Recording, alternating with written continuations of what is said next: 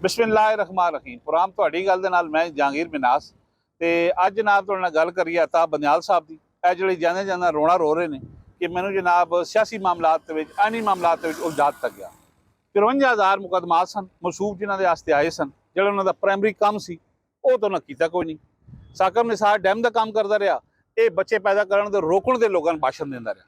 ਹੁਣ ਤੁਸੀਂ ਦੇਖੋ कि आबादी के कंट्रोल का की तलक चीफ जस्टिस नाल, जिस मुल्क लोग इंसाफ लैन वास्ते सुबह तो शाम तक दरवाजे खट लाते कोर्टां दे, और जनाब दरवाजे चक्कर ला ला के वकीलों के, उन्होंने मुंशियां के, जजां के, और उत्थे केस लगते ही नहीं। लग जाए तो जनाब उसकी तरीक ही नहीं पाती, तरीक पै जाए तो उसकी बहस ही नहीं होती। यह चीफ जस्टिस साहब हुण जनाब बिल्कुल वो काम किया है। जो बंदा मरन लगता है ना, डैथ बैड तो होंगे, उसको पता होंगे मैं मरन लगा, वो जनाब फिर गिले शिकवे भी करता, माफिया भी मंगता, लोगों को कहना जनाब मैं मस्जिद भी बनानी सी, मैं उजरे भी बनाने सी, मैं मंदिर भी बनाने सी, मैं मीनार भी बनाने सी। बस अल्लाह ताला मेरी जिंदगी है कुछ रखी, लेकिन जी उसकी जिंदगी होंगी है वो उस काम वास्ते आया है, खुदा भेजा वो काम करते ही नहीं। अताब बंदयाल, उमर अताब बंदयाल ने बिल्कुल यही काम किया। जी उन्होंने प्राइमरी जिम्मेदारी सी, बुनियादी जिम्मेदारी सी लोगों ने इंसाफ देना, उधर आए कोई नहीं। और सियासी जमातों को कहते रहे जनाब तुसीं मेरे को मामले लियाओ, लिया कि सियासी जमातां भी आ गई, और उन्होंने भी बहस करते रहे लाइया नहीं, किसी ने इंसाफ भी नहीं दिता, कोई ऐसा फैसला भी नहीं किया कि कोई जनाब एग्जाम्पल सैट करके जान। यही काम बिल्कुल उन्होंने पेश राव जो सन साकब निसार साहब वो करते रहे।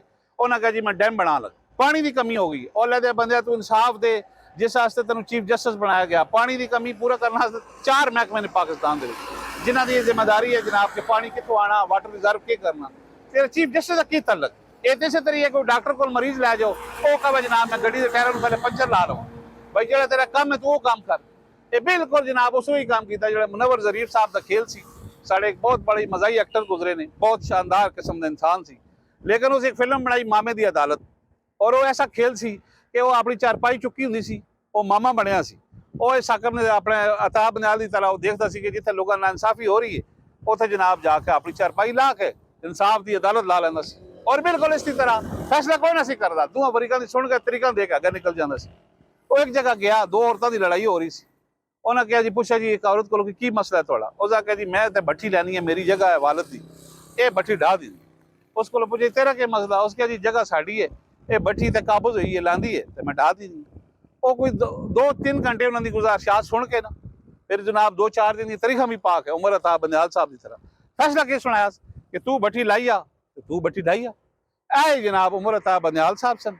53,000 मुकदमात ते लोग सैल चाह के फैला फिरते रहे, कोई जनाब फैसला नहीं, कोई उन्हें रिलीफ नहीं, कोई इंसाफ नहीं। और कहते जी मैं आईनी और सियासी मामला उलझा दिता गया, हालांकि खुद उलझे मसूफ ने बड़ा शौक सी।